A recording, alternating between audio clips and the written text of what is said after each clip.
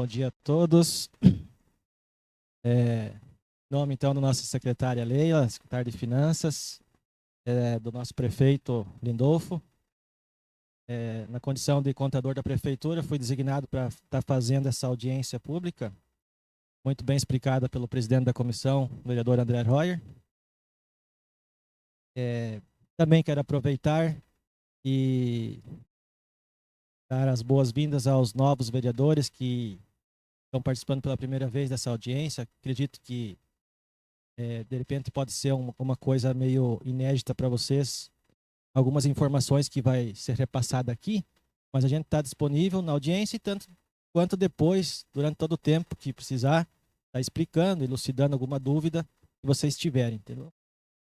Vai ser uma coisa que vai acontecer a cada 4 meses, né? Porque ela é sempre de 4 em 4 meses. Durante esses 4 anos nós vamos estar praticamente vendo os mesmos quadros, só que acompanhando, de repente, números diferentes do município, para estar atendendo, afinal de contas, a legislação, né?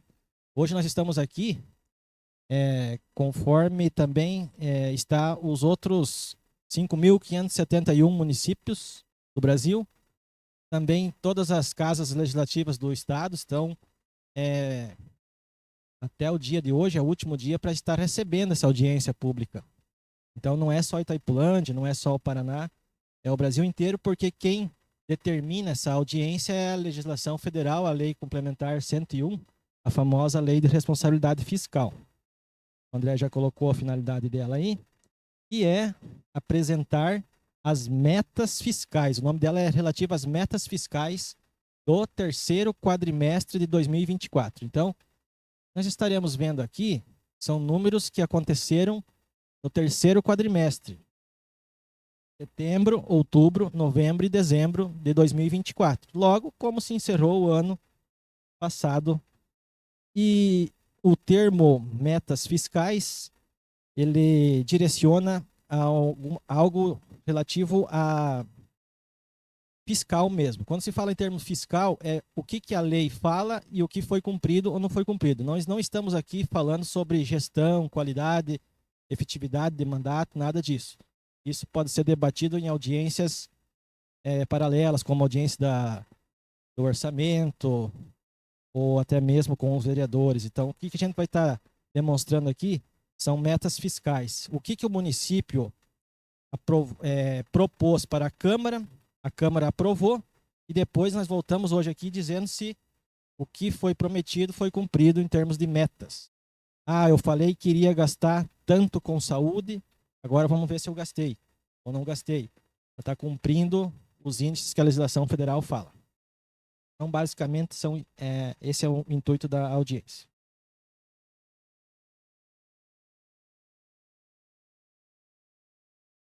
Nós vamos estar acompanhando em torno de 14 demonstrativos aqui, e eles não foram criados por nós, eles são anexos que estão no contexto da LRF, né? Então, eles são padrão nacional para as informações serem consolidadas. Então, todos os municípios do Brasil preenchem o mesmo formulário, o mesmo tipo de anexo, depois consolida todas as contas a nível nacional. Pode passar?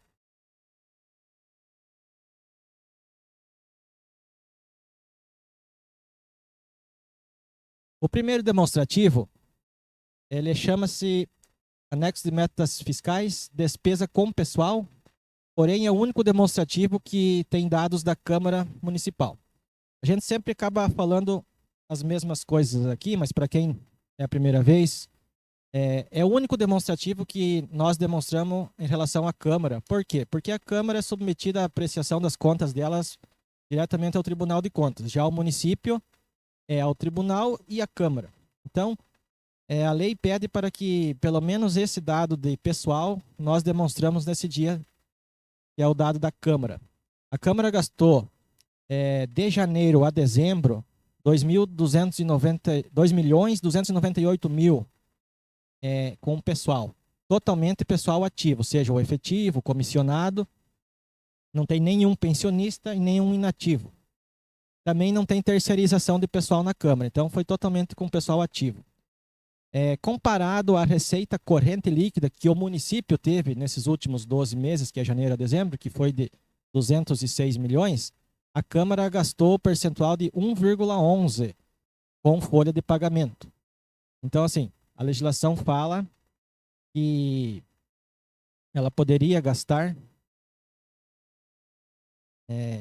até 6%, porque 54% é do município e 6% é da Câmara, para cumprir os 60% com folha. Então, a lei nacional fala que folha de pagamento pode ser até 60%, sendo que 54% é município e 6% Poder Legislativo. Então, é um absurdo, né? Ela poderia gastar até 12.408 e gastou apenas 2.298. Mas é que o cenário aqui do município é diferente, porque na receita corrente líquida computa-se os royalties.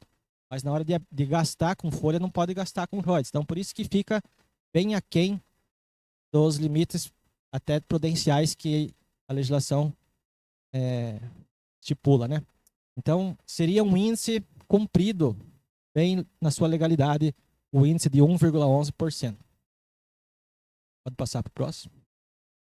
Agora nós vamos estar acompanhando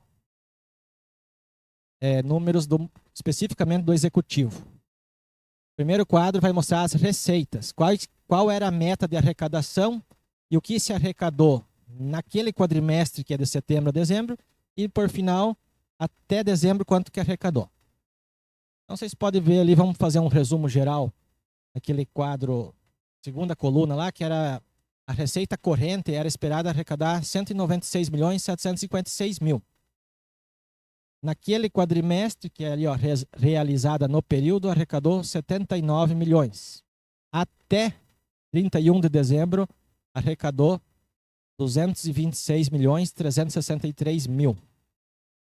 Uma pena que aquela parte amarelinha no final ficou meio ruim de ver, né? Ali está o percentual de 116% no final, na última coluna. Quer dizer o quê? Que arrecadou 100%, que era esperado, mais 16%. Então deu 16% acima. Ou seja, era de 196 e arrecadou 226, o que fez dar os 16% a mais. Se vocês tiverem dúvida e quiserem ir olhando, linha a linha, vocês vão ter um desmembramento um pouco mais detalhado de quais são essas receitas, que foram a tributária, que é o balcão da tributação, era esperado 14.273 e arrecadou 15.595, então 1.300.000 a mais.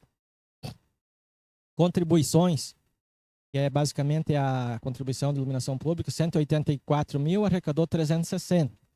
Patrimonial, que era esperado 38 milhões, 118 milhões no total do ano, arrecadou no ano 147 milhões. Essa patrimonial é os royalties de Itaipu, juntamente com os rendimentos da aplicação dele. Então, só nos royalties de Itaipu deu 24% a mais do que era esperado, a arrecadação. Serviços, que são prestação de serviços oriundos de contrapartida de alguma prestação de serviço do município, né, que são taxas pagas, era esperado 1.385.000 e arrecadou 412. Então, esse ficou abaixo do esperado. Transferências correntes era esperado 61.154.000, arrecadou 62.617. Nessa coluna aí, deu um percentual de 2% a mais só do que era esperado. Mas, enfim, essas transferências correntes são os repasses do governo federal e estadual que estão na Constituição do Pacto Federativo, ou seja, as principais delas são o FPM e o ICMS, que é os que os contribuintes geram as riquezas nos seus municípios e estados, vai para o cofre da União ou do Estado e depois é repartido conforme a Constituição fala, o Pacto Federativo, né? Então, essa transferência corrente é o recurso mais ordinário e nobre que todo município pode ter.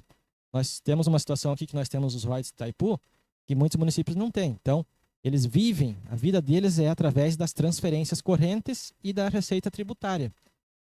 Com esses dois recursos, basicamente, eles têm que administrar a máquina pública de cada município, né? Então, assim, resumindo, era esperado uma arrecadação que foi proposta lá na LOA ainda em 2023, né, aprovado por esse poder legislativo aqui, e na sua prática, na realização durante o ano, acabou se realizando um pouco a mais de receita do que esperava. Então, é um índice satisfatório, é uma meta que não tem como falar que não é cumprida, seria não cumprida se ela tivesse realizado menor do que o planejado. Daí, o município estava passando por uma dificuldade, ele iria ter que o prefeito iria ter que lançar decreto de contenção de gastos, tudo mais, rever contratos, ver o que é de necessidade, as principais necessidades do município. Mas aqui andou tudo na sua tranquilidade em relação à receita. Pode dar mais um clique aí para frente. Essa ainda é uma continuação da receita e ela é dividida porque é chamada agora de receita de capital.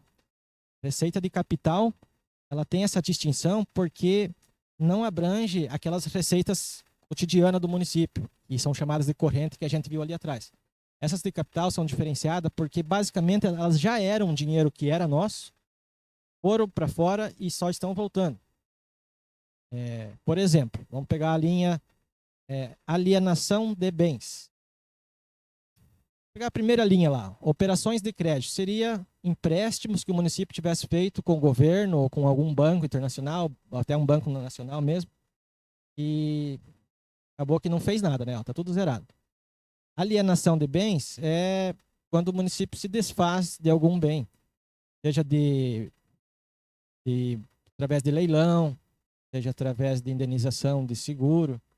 Então, durante o ano, nós tivemos uma alienação de bens de 316.634. Eu acredito que teve um leilãozinho de inservíveis, não tenho certeza, durante esse período de 2024, e deve ter alguma coisa de uma indenização de um veículo embutido aí também que deu perca total.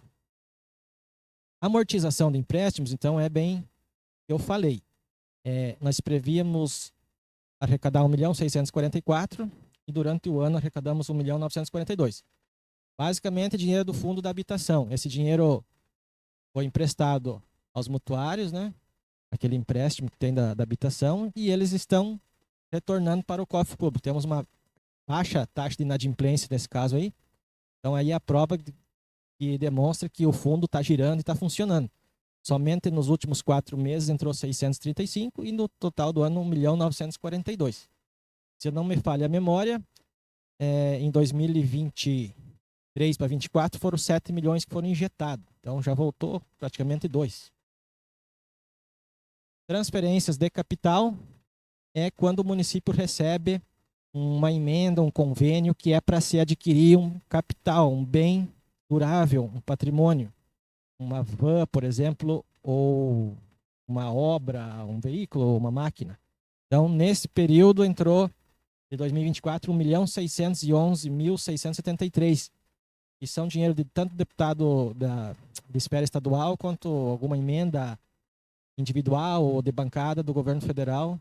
Enfim, totalizou esses 1.611.000. Então, só de receitas de capital era esperado 1.644.000 e entrou 3.870. Então, quase o dobro, né? O dobro e mais um pouco, é verdade, do que se esperava. Então, somando com aquela receita corrente, que é lá da tributação e tributária, os recursos do governo do estado e tal, federal, deu 230.234.111,41 bruto a arrecadação em 2024. Lembrando bem, arrecadação bruta. Pode ir para o próximo. Aonde tem receita, tem despesa. Ou vice-versa. Então, agora nós vamos estar olhando a despesa, que é um dado muito interessante para ver como se comportaram. Nós tínhamos uma previsão de gastar em 2024, seja com despesas de manutenção, folha de pagamento, contratos, tanto quanto de investimentos e aquisição de bens, obras, enfim, 195.030.000 reais. Mas acabou que o ano encerrou naquela coluna de até o quadrimestre e a despesa empenhada foi de 225.032.875 reais. 15,38% acima do que se esperava. Então,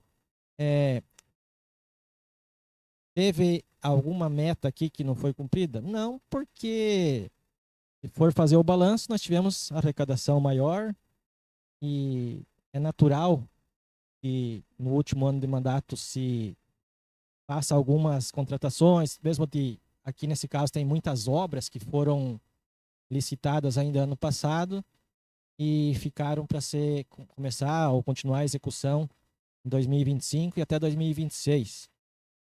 Então, tem ainda suficiência através da própria arrecadação do ano, quanto de superávit acumulado de exercícios anteriores para poder fazer isso aí. Mas ainda, o que foi empenhado não é maior do que foi realizado. Então, ainda dá 5 milhões abaixo do realizado, né? Então, também é um número tranquilo. Se quiserem observar detalhadamente, pessoal e encargos, que é toda a folha de pagamento do município, custou durante o ano 54.319. Os juros da dívida, que é aquele juro que a dívida previdenciária custou para o município 1.318. E toda mais despesa corrente, 108 milhões. Todas essas outras despesas correntes é tudo o que é necessário para a manutenção do município. Contratos de manutenção, transporte, aquisição de alimentos, manutenção do hospital, telefone, luz, água, tudo. Só não está aí o que é a aquisição de um bem ou de uma obra, que está no quadro abaixo, que foi de 61 milhões, 36 mil. Então, totalizou a despesa com 225 milhões, 32 mil reais, 805 reais de despesa no exercício de 2024. Pode passar.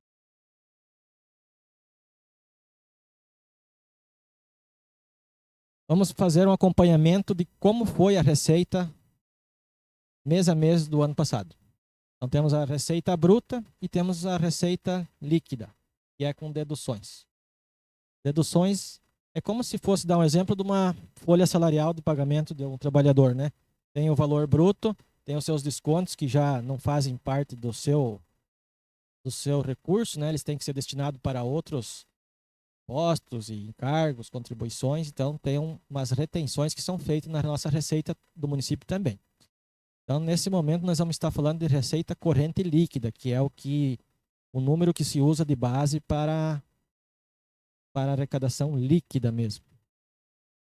Em janeiro foi 16.896, fevereiro 16.909, março 15.954, abril 17.189, maio 18.224, junho 16.214, julho 6.896, agosto 27.266, setembro 17.056, outubro 16.840, novembro 17.602, dezembro 21.312. Então, total da receita corrente líquida nesses últimos 12 meses foi de R$ 208.365.072,89, uma média mês de R$ 17.363.756,07 centavos. Ainda tem uma questão que quando nós vamos se basear quanto custa a folha de pagamento do município, nós temos que comparar a receita corrente líquida para saber se ela está dentro daquele índice dos 54%. Então, quando for basear para a folha de pagamento, nós temos que fazer alguma dedução, que é 500 mil de emendas parlamentares e recursos para agente de saúde, que é um recurso que vem complementar para eles, de 1.060.000, tem que ser excluído ainda dessa receita, para formar outra base, que é 206.804. Então, essa é a receita corrente líquida para a base de cálculo de folha de pagamento, 206 milhões. Alguma dúvida aqui, pessoal? Teve meses que pouco a menos e um mês um pouco mais, por exemplo, lá em julho e agosto, por causa que o royalties acabou caindo na conta da prefeitura no mês subsequente, né? Não caiu dentro do mês que era esperado.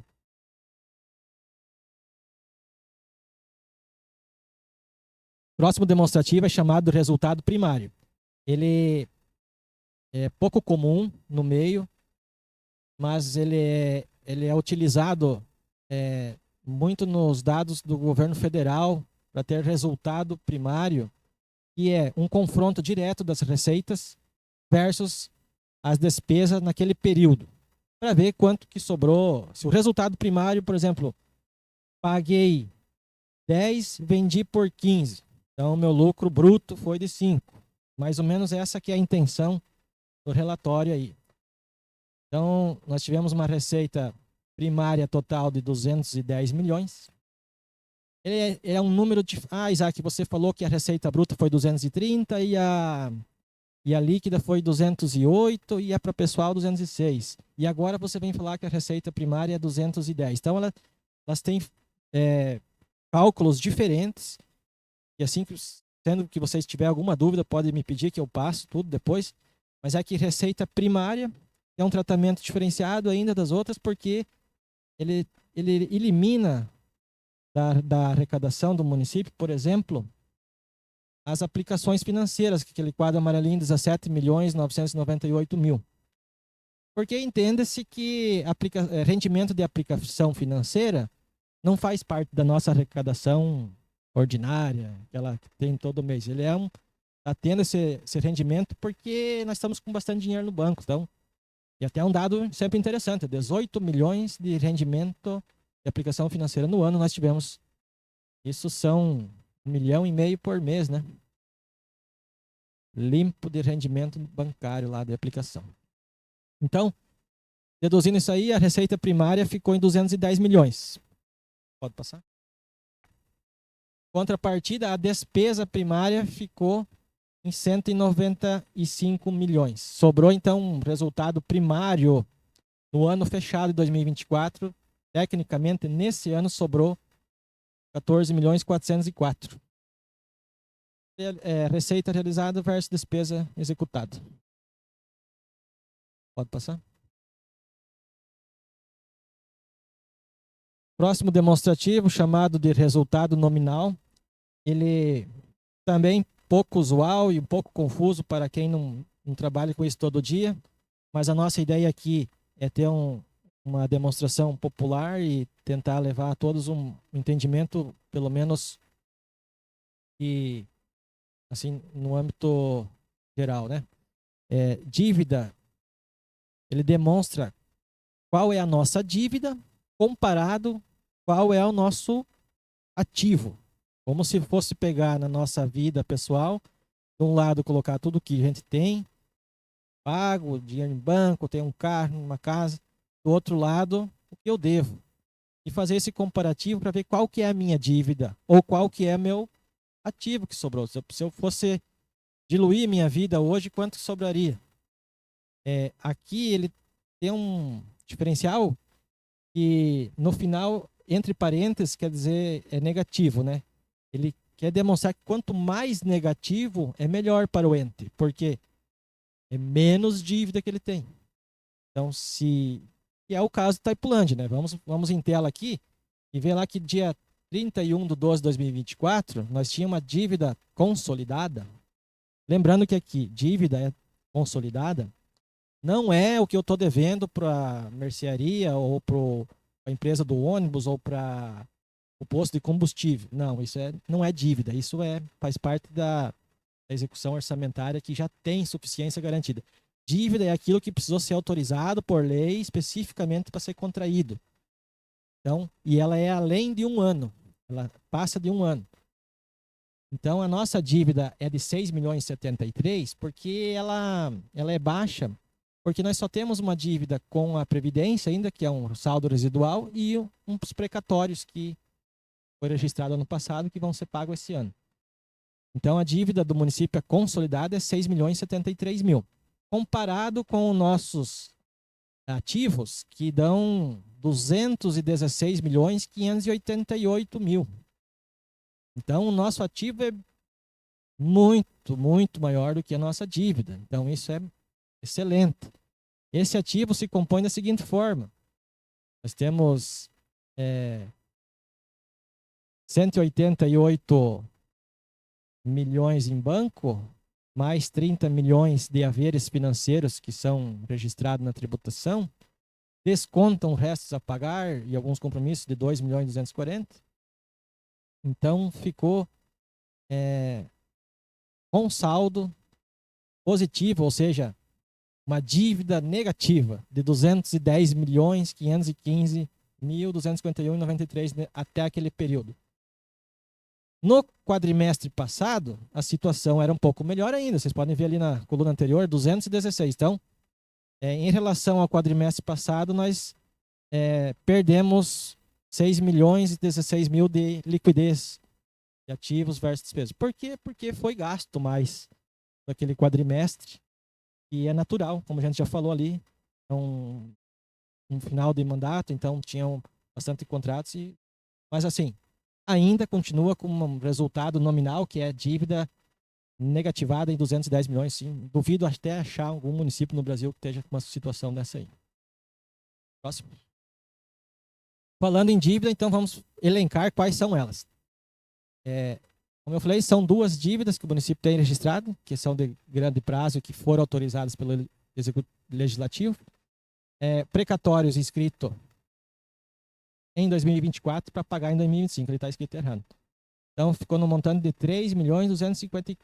3.253.334,42. Então, alguém tem alguma dúvida sobre precatórios? Pode aproveitar, tá advogado aqui também, mas se não tiver, então... Dívida previdenciária, 2.819. Esse é o valor que resta para pagar com a Previdência, que vai até novembro de 2026, nós vamos liquidar essa dívida aí. Então, totalizou 6.073.000. Próximo quadro. Restos a pagar. É aquilo que fica de um ano para o outro. Então, são empenhos que ficam para pagar no exercício seguinte. Pode acontecer de ter algum empenho de 2022, de 21, de 20? Pode. Nós temos um caso aqui que é de 2017, se não me engano, que ele vem se arrastando. Aquele montante lá, ó, 391 mil. Restos a pagar processados. Eles foram processados porque entendeu-se que, além de estar empenhado, aquele gestor da pasta, aquele ordenador de despesa da época, falou que sim, foi executado, o município tem que pagar. Só que teve um problema judicial e processos que paralisou ele, né? Então ele está esperando desde aquela época, 391.467. Inclusive, a gente já teve decisões, a gente tem que rever para, de repente, fazer a compensação disso aí em algum prejuízo ou dano que o município teve, né? Mas, enfim, ele vem se arrastando dessa forma aí. E os não processados são aqueles empenhos que foram só empenhados, mas o ordenador, o gestor daquela pasta ainda não autorizou vir o bem ou entregar o serviço. Então, nós herdamos de 2023 para 2024 47 milhões desse tipo de situações, de empenhos de um ano para o outro. E terminamos o ano com basicamente 9 milhões, 892. Quer dizer que foi gerido muito empenho de restos durante o ano de 2024. Foram 37 milhões geridos aí de restos a pagar. Agora, em 2024 para 2025, ele acontece outra transferência. Então, de 2024 para 2025, nós deixamos novamente 385 mil de processados e de não processados, mais 52 milhões 573. Então, somado com aquilo que sobrou do outro ano ainda, mais o que sobrou de 2024, né, transferimos de restos para 2025 61 milhões 881. O Laércio, ainda quando era secretário de Finanças, acompanhou bastante sobre isso aí, fez a limpeza, a gente fez uma gestão sobre esses restos a pagar para eles não... não vou passar de restos a pagar, por exemplo, uma coisa lá, 100 mil de empenhos para material de construção, se eu sei que não vou adquirir, o ano que vem eu empenho não. Então a gente eliminou esse tipo de situação. Deixou aqui praticamente só obras em execuções e algum tipo de empenho que não poderia ser diferente. Então, se vocês têm dúvida do que é isso, é só pedir para o setor que a gente passa a lista de tudo o que é. Próximo. Agora vamos ver o despesa de pessoal do município. O primeiro quadro foi da Câmara e agora a situação de despesa com o pessoal do município. O município gastou com o pessoal 52 milhões R$ 439.543. Vou ver aqui só a situação. Teve uma dedução, né? Aí vocês já podem pedir como que o total de despesa de pessoal de 52 milhões foi menor com que o próprio pessoal ativo, que eu vou falar agora, de 53 milhões. Mas é que tem uma dedução ali que eu já vou explicar. Então, o total de despesa de pessoal foi 52 milhões 439. Isso equivale para índice fiscal. Porém, um pessoal ativo, ou seja, efetivos, comissionados e PSS, foi de 53 milhões 799. Inativos e pensionistas, aqueles servidores que a gente herdou lá na fase de transição, que o fundo próprio passou para a Previdência, nós herdamos alguns servidores ali, ainda está gastando anualmente R$ 520 mil. Outras despesas com o pessoal, que é terceirização, 613.762 no ano. Pode ver que como esse número baixou. Nós tivemos audiência aqui e essas terceirizações chegavam a 10, 12 milhões anual. Então, gradualmente o município veio implantando processos de contratação, de concursos, e para diminuir o terceirizado no setor da atenção básica, como atendimento em posto de saúde, por exemplo, através de terceirizados. Hoje nós temos um quadro mínimo, que são um pouco de credenciamento, que é para substituir alguma licença ou a vacância que tem de efetivos no município. Então, tem um desconto ali de despesas não computadas de 2.494. É por isso que diminuiu lá o total de despesas. Essas despesas não computadas, a lei permite essa dedução do gasto de pessoal, e são as indenizações. Então, nós tivemos muita indenização no ano 2024. Primeiro, ali em meados de março, foi pago a indenização da licença prêmio, né? A pecúnia. Deu 1 milhão e pouco. 1,5 milhão, mais ou menos. E agora, final do ano, com algumas indenizações de férias. O pessoal teve a rescisão e teve que ser indenizado alguma férias vencida. Então, totalizou de indenizações nesse ano 2,5 milhões praticamente, que foi deduzido da base de despesa de pessoal. Comparando então que o município tem a receita de 206 milhões para a folha de pagamento e gastamos 52, o índice da folha ficou de 25,36. Esse índice poderia estar aparecendo aqui 54%, que estaria dentro da legislação, que é o que é permitido. Claro, 51,30 já ia acender um alerta prudencial, né? A gente já ia ter que tomar algumas medidas. Mas assim, enfim, fiscalmente ele está em 25,36. Esse é o dado que está oficial lá no Tribunal de Contas também. Então, tranquilo.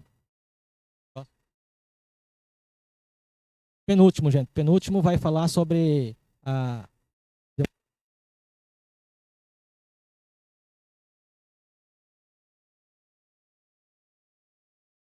vai falar sobre saúde e ensino. Então, esse quadro é da saúde. Somos sabedores que as coisas mais sagradas na administração pública, duas delas são a saúde e o ensino. A saúde, porque está expressamente dito que 15% dos impostos devem ser aplicados na saúde e 25% no ensino. E nessa tela a gente vai ver que o município cumpriu a aplicação dos 15% dos impostos na saúde. Quais foram os impostos? Os impostos municipais arrecadou no ano inteiro 14.205 e os impostos que vieram de ICMS e impostos federais 49.455. Então, totalizou de impostos 63.660. Ao contrário de que algumas pessoas pensam, o município deve aplicar 15% sobre todo o recurso? Não. E daí nós teríamos que aplicar 15% sobre os 208 milhões lá da Receita. Então, seria uma pancada o investimento, né, que seria obrigatório. Então, o ROIDS não está vinculado a nada. O ROIDS não tem vínculo de aplicação. A única coisa que tem vínculo de aplicação na administração pública é saúde e ensino. Então, nem mesmo nós querendo que vir até o Poder Legislativo criar uma lei que vincula alguma coisa, estaria sendo inconstitucional. Então, a única coisa que vincula recursos é a lei federal, e a única coisa que está, assim, claramente vinculada é a aplicação de 15% e 25% no ensino dos impostos.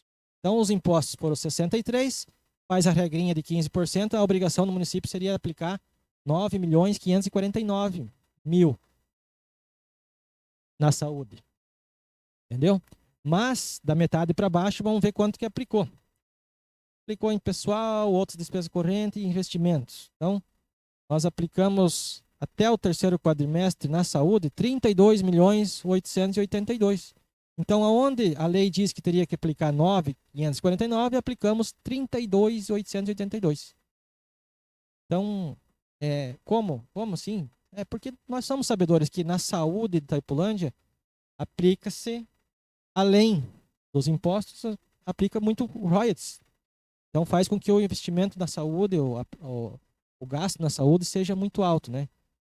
Se fosse por essa teoria, nós teríamos aplicado 52% ao invés dos 15%, que é o mínimo, né? Porém, quando essa informação toda é compilada, é consolidada e sobe para o Ministério da Saúde, lá sofre glosas, sofre cortes, porque algum tipo de despesa que nós temos aqui não são consideradas ASPs, que são ações e serviços públicos de saúde específica do município, né? Eles entendem que é a mais que o município dá, e eles entendem e é o que é de fato, né? Por exemplo, cirurgias eletivas, transporte, enfim, temos uma série de ações que nós praticamos no nosso município, tanto na saúde quanto no ensino, e não são de competência básica nossa. Então, elas são um plus, um extra que o município oferece ao cidadão aqui. Por isso que o gasto é tão alto. Se você for pegar um município que não tem tanto recurso igual ao nosso, vocês vão ver que eles têm dificuldade para gastar os 15%. Eles ficam numa batalha, final do ano acompanhando, porque além tudo que eles têm de arrecadação, basicamente se afunila naquele recurso dos impostos lá em cima. Então daí eles têm que tirar de lá para pagar folha de todo mundo, para pagar a hora máquina, para fazer uma calçada, para fazer um asfalto, e ainda desse dinheiro 15% tem que aplicar na saúde. Então é difícil para eles. Já nós temos essa flexibilidade de usar os royalties. Mas como eu estava falando, quando sobe toda essa informação, lá o Ministério da Saúde faz a glosa. Então, dos 32 milhões que nós gastamos, quase 33, o Ministério da Saúde entendeu que só 14.475 são ações e serviços públicos de saúde que estão elencados na Lei Complementar 141, que é essa lei que fala quais são as ações e serviços públicos que computam para você cumprir os 15%. Então, sendo que o Ministério da Saúde falou que só 14.475 nós gastamos com ações e serviços públicos de saúde, ainda o índice ficou em 22,74 a nível do Ministério da Saúde. Também está satisfazendo a meta que seria dos 15%.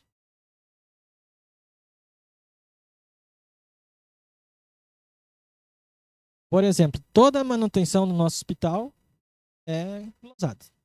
Por isso que o hospital, aí está a maior prova real, né, de que a gestão hospitalar nossa, ela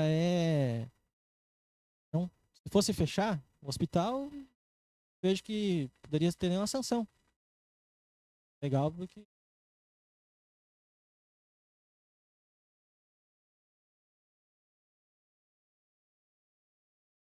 por exemplo, tem outra situação. Se eu tiver dentro da estrutura do orçamento da saúde uma função e subfunção são padrões nacional também. Por exemplo, administração, habitação, segurança pública, saneamento básico, saúde e educação. Existem uma relação de funções. Porém, dentro da Secretaria de Saúde, eu posso ter uma função que não é saúde. Eu posso ter uma função administrativa dentro do gabinete secretário, se ele contrata uma assessoria. Eu vou lá na hora de confeccionar o orçamento e marco como uma função administrativa. Posso até ter uma função nada a ver com a saúde ali dentro. E nesse momento que ele faz a conversão, ele elimina todas essas funções que, por mais que estão ali dentro da saúde, não são saúde, e ele vai eliminando. Então fica somente a função 10. Então, a função 10 é saúde, né? Então, além dele pegar só o que é saúde mesmo, ele ainda tira algumas coisas fora que não seriam função do município ter. Seria do Estado ou da União. Então, por isso que nessa parte a gente também tem que ficar atento de conseguir daí cumprir esse índice federal, porque daí fica um pouco complicado, né? Basicamente, a gente gasta aqui todos os impostos com a folha de pagamento de profissionais efetivos, de enfermeiros, de todo mundo que está ligado à saúde pública, né? Para daí conseguir cumprir o índice. Mais ou menos deu para entender, né? Então, o último é do ensino, que é a mesma teoria da saúde, só que aqui é 25%. Lá em 1988, eles entenderam que o ensino é mais teria que sofrer uma carga maior do que a saúde. E o termo, gente, é ensino.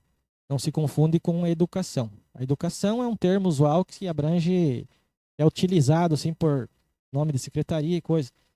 Mas o termo oficial é ensino, porque ele visa aplicação diretamente no aprendizado, né? Também não quer saber de esporte, cultura. Nesse momento são excluídas todas essas despesas aí. É ensino diretamente para o aluninho.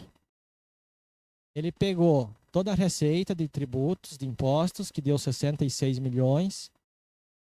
E se fôssemos aplicar os 25%, teria que aplicar no ensino 16 milhões 515 mil. Na prática, que é da metade do quadro para baixo, despesas, aplicamos na educação inteira aqui, não é só ensino. Na educação inteira do município, só para vocês terem uma noção, 45 milhões 758. Lembrando também que a Secretaria de Educação hoje ela não tem mais o esporte e a cultura junto, mas só a Secretaria de Educação gastou 45 milhões 758, ou seja, onde era 25, para nós aqui, olhando, vereador, população, geral, todo mundo, gastamos 69%. Então, ou simplesmente podemos falar, gastamos 45 milhões 758. Sim, fato, gastamos isso. Foi bem gasto? Não foi bem gasto? Não sei. Essa é uma outra questão. Estou falando que para fins fiscais nós gastamos os 45 milhões 758 mil. Porém, da mesma forma que na saúde, quando essa informação sobe para o Ministério da Educação, sofre glosas. Por exemplo, nesses 45 milhões 758 tem pagamento de subsídios, né? Uma pancada de investimento que o município faz subsídio. Tem o transporte universitário, que por mais que tenha cobrança, mas tem a despesa. Tem um monte de coisa que é pago ali que não é função do município da educação básica, nem infantil, nem fundamental. Então, mas que, no final das contas, isso ajuda no contexto de toda a sociedade, né? Mas quando sobe para o Ministério do Ensino, eles não querem saber, eles ignoram porque a lei faz isso ser ignorado, né? E eles falaram e foi cravado que nós gastamos 19 milhões 796 mil 478 reais com ensino próprio do município, que é só no ensino do aprendizado mesmo, né? Então esse índice daí ficou em 29,97%. Então, quase 30%. Ficou suficiente em relação à exigência dos 25%. Quero só fazer um comentário particular meu, que eu já escutei em outros momentos de professores e estudiosos da área, tanto na saúde quanto no ensino, não é bom que esse índice de 29 fique muito além disso, porque é tipo um remédio. A partir do momento que você usou a dose maior, você está desperdiçando dinheiro. Então, a não ser que você se torne um município mais inteligente no IDEB do mundo, ou as pessoas mais saudáveis do mundo na saúde, né? Então você tem que ter andar em torno desses percentuais para ser um índice de gestão razoavelmente, quer dizer que foi bem aplicado e teve resultado. Se você aplica demais e não tem resultado, daí não compensa, né? Então você tem que ter uma redundância nessa casa dos 25% aí. Esses 19 milhões aí que eu falei são chamados de MDE, Manutenção do Desenvolvimento do Ensino. Então, tudo que é manutenção para o desenvolvimento do ensino. Seria professores em sala de aula, mobiliário para as escolas, e foi abrangido de 2021 para cá algumas atividades a mais. Por exemplo, um profissional psicólogo que atua na área do ensino foi absorvido por esse gasto. Tem outros profissionais, fisioterapeuta, o que está ligado diretamente ao aluno. Então, eles foram incorporados a esse gasto, né? Melhorou um pouco. Finalzinho ali, o último quadro é o Fundeb, o famoso Fundeb, que é uma arrecadação que ela é retida das transferências do governo federal e estadual e passado para o município, tem que ser aplicado também no ensino. Então, é um recurso que é garantido para a manutenção do Fundo de Educação Básica, né? Eles vieram na casa dos 13.448 e foi aplicado 13.469. 100%, porque foi gasto um pouco que tinha sobrado do outro ano. E a lei fala que esse valor teria que ser gasto no mínimo 90%. Ele não pode ficar mais que 10% nas contas do município. Então nós gastamos todo ele e mais um pouco. E também diz que 70% desse valor tem que ser aplicado com profissionais. Antigamente o nome era magistério. Hoje ele alterou profissionais em gerais que estão ligados ao ensino. Então, desses 13.448, nós gastamos 12.758 com os profissionais. Basicamente são professores em sala de aula. Então, o índice de 70%, que é o mínimo, nós cumprimos 95%. Então, também está dentro da meta. Seria isso, pessoal. Vou deixar um espaço aberto. E só fazer um complemento aqui. E, como eu falei nisso, são dados de anexos demonstrativos oficiais federal, né, da União.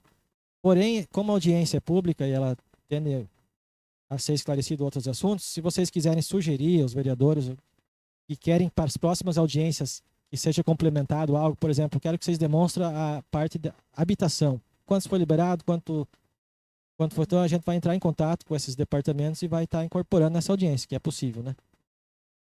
Mas, muito obrigado.